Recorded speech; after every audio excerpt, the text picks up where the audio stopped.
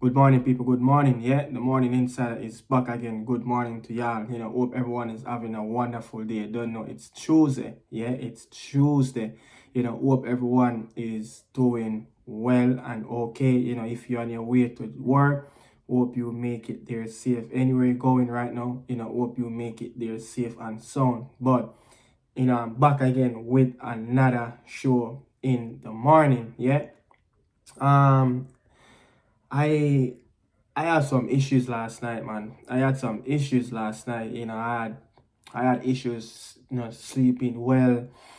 Look, whenever Arnett Garden, lost a game, man, it spelled troubles on me. Yeah, it spells a whole lot of troubles, man. But I don't know how Arnett Garden lost that game. Yeah, I don't know, man.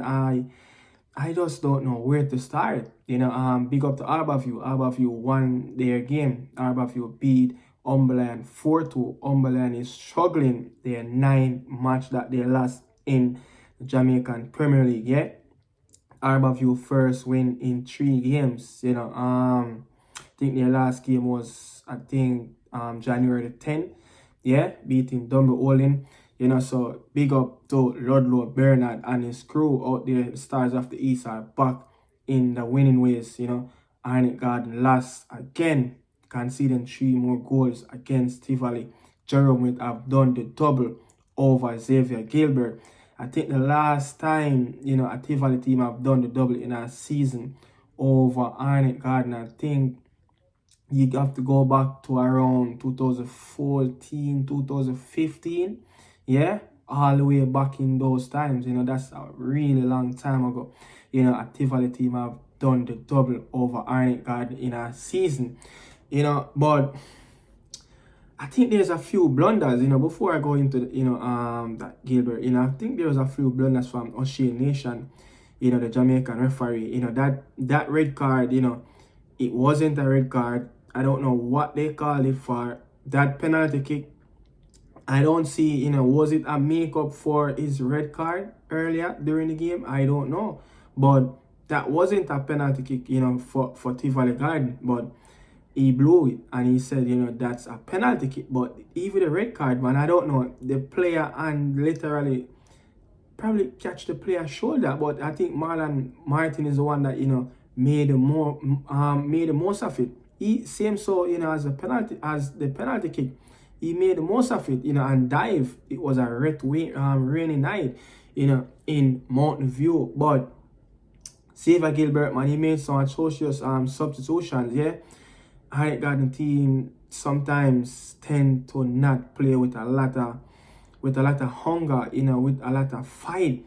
But those substitutions, I would love to know what's the reason behind of taking, Warner Brown off the field, Kaim Dixon off the field, as they played really good, especially, Warner Brown. He have created a few opportunities for himself in and around that box, and he was one of the only player up front was really threatening to run in behind, the Tivoli backline, to stretch the backline, but I just don't know, man, what's going on, with Arnett Garden, especially Xavier Gilbert, man. He's just not getting the substitution right since lately. Even when we winning, the substitutions is just not clicking. It's just not clicking, man. But very quiet game, from Jaheim Thomas, last night. But check out my Jamaican Premier League review show later. Yeah, later. I didn't do anything last night, so check out my Jamaican Premier League show later today. Some little news, yeah, of a young reggae boy on his way to Portuguese League, yeah, the second tier.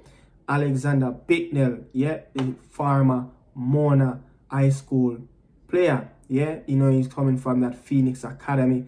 He played, in Germany and also in Belgium, in Europe, youth football, big up to the player. He's moving to the Portuguese second tier, and his club will also play Benfica in their next game coming up on Saturday. Also, in that same league, yeah, who remember the player Nene, the Brazilian player? He's the leading goal scorer of that league, yeah, the second tier in Portuguese football. Nene is 40 years old right now, and he's scored 15 goals already in the Portuguese second tier. But you have to understand these little leagues, especially Portugal, the Belgium Pro League, the second tier. These leagues, same thing with the Eredivisie in Holland, the second tier to that.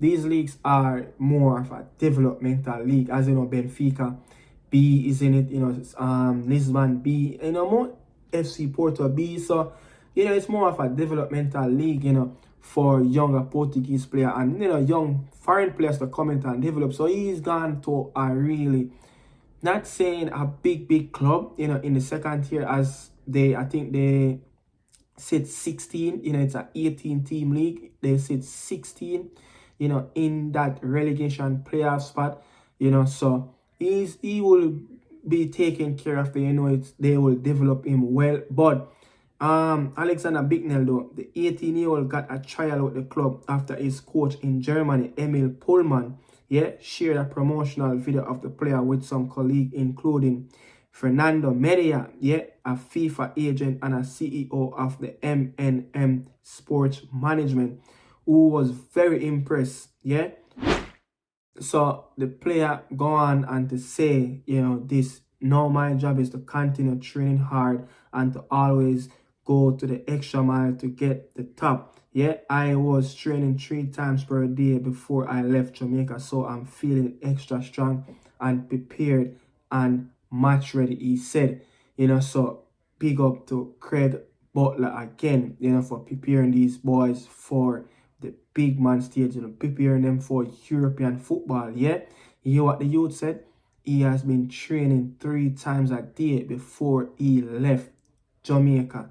So Craig Butler is not doing any easy job out there. He's doing a wonderful job. It's a very hard job. It takes a lot of dedication. It takes a lot of passion. Especially when you're walking around with the name Craig Butler, in Jamaica. Not many people going to like that name, but big up Craig Butler for that. Samuel Eto'o, have been rejected, his resignation letter. The committee of the Cameroonian Football Federation has rejected Samuel Eto'o resignation form, as a lot of things is happening right now around that in especially in Cameroon, that football industry in Cameroon, in the federation, as a lot of people file, match fixing, verbally abuse about, Samuel Eto'o, especially in the last World Cup, and he signed a resignation letter, but the committee board has rejected it. They said, you have to be proven guilty in front of the court before we can do anything, But next up, big Colombian striker is on his way to rival Lionel Messi in the MLS coming up in 2.5 weeks from now. Muriel from Atalanta, the Colombian striker, is on his way to Orlando. As you know, Inter Miami, Orlando is their biggest rival. As you know, that's a Florida rival. So look out for Muriel, supposed to join up with the Florida team. And they will kick off their MLS tournament February the 24th, against Montreal Impact at the Orlando Stadium in Florida. Next up, the CONCACAF Champions League is on later on Fox Soccer 2, FS2 later, and also on TUDN. First up, Monterrey will travel to Guatemala to face Communications FC, and Club America will also travel to Nicaragua to face Real Esteli. That's the first leg coming up later. The first one is at 8 p.m. Eastern time, and the second game is 10 p.m. Eastern time. I can't wait. I love the CONCACAF Champions League, as it's very, it's very interesting. Also, Lionel Messi, Inter Miami, is also in it. So it's a big tournament. All eyes will be on that CONCACAF Champions League. Can Messi win the CONCACAF Champions League and go on to play in that Club World Cup with Inter Miami? Let's see. He won that cup, came over from Paris Saint-Germain. That's how he got into that CONCACAF Champions League. So let's see if he can lead Inter Miami to another glory of lifting the CONCACAF Champions League for the first time in their club history.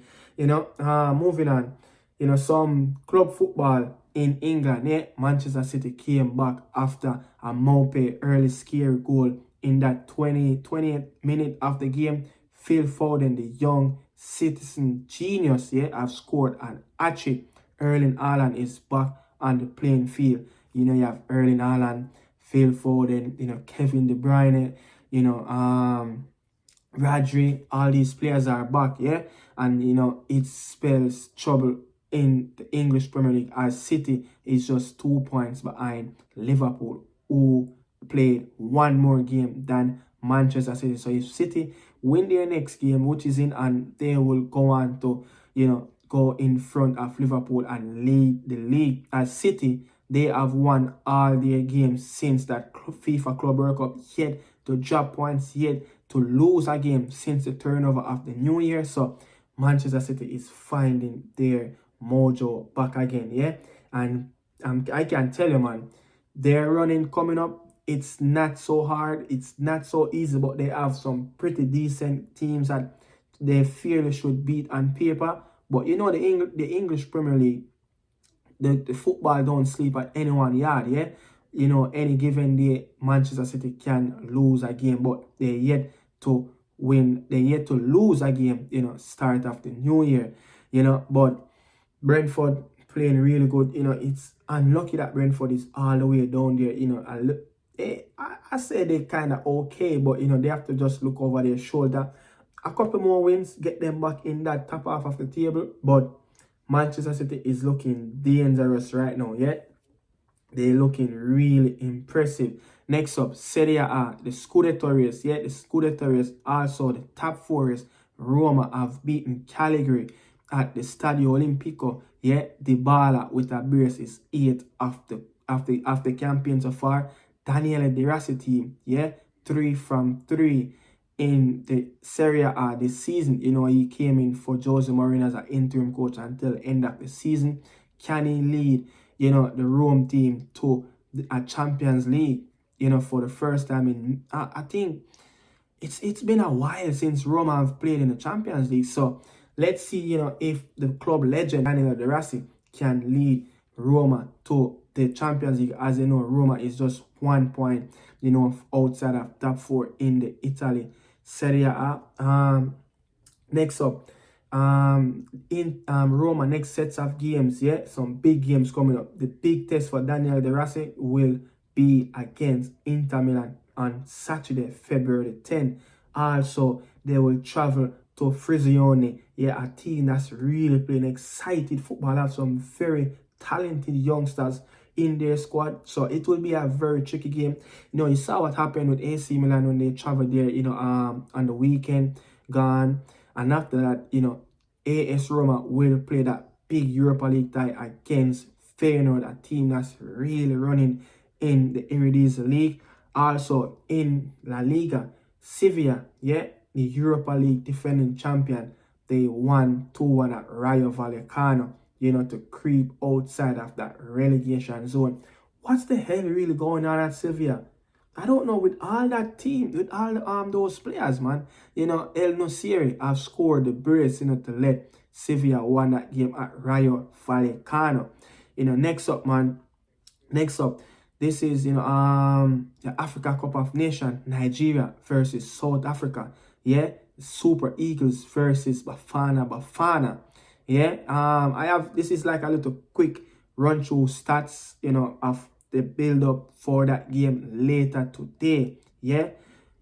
So between these two teams, they have met 4 times in the African Cup of Nations. Nigeria have won the last 3 games, with an aggregate of 8. The aggregate scoring of 8-1. Also, Nigeria, this is the 15th time in the semi-final of the African Cup of Nations. It's a record. No other team have done it before.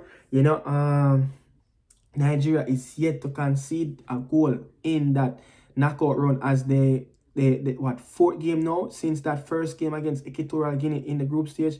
They haven't conceded a goal from match day 2 in the group stage until now in the semi-final. Yeah, over 2 decades now, South Africa haven't reached the semi-final of the African Cup of Nations. And the last time they got there, who was that team? The Super Eagles, and they got beaten 2-0 in the end. Yeah.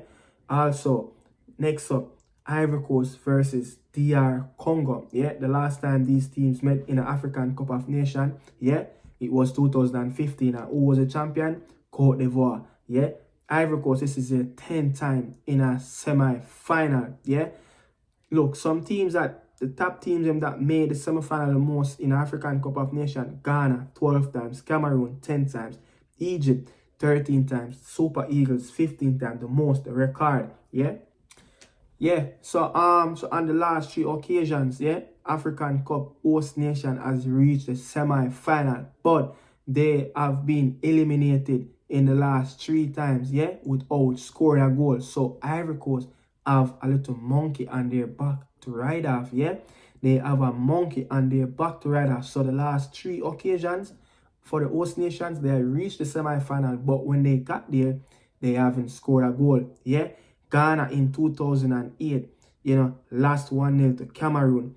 Equatorial Guinea in 2015 lost 3-0, to Ghana. And Cameroon, yeah, in 2021 drew they drew 0-0 with Egypt and lost 3-1 on penalty. And the last host to reach the final was Egypt in 2006, and that's when Egypt won it. So Egypt was the last team that host the tournament and also won it. Not easy, to win an African Cup of Nations on your home turf, as it comes with a lot of pressure, But I have one. Riyad Mahrez is earning over 200k more than any other African player, as Riyad Mahrez is the highest earner in Africa amongst all the players that's playing all over the world, yeah? So Mahrez is earning some big cash right there, but people, big up. This is where, the morning insider stopped this morning. So best up on yourself. Remember, don't forget to like, share, comment, and subscribe. Peace out.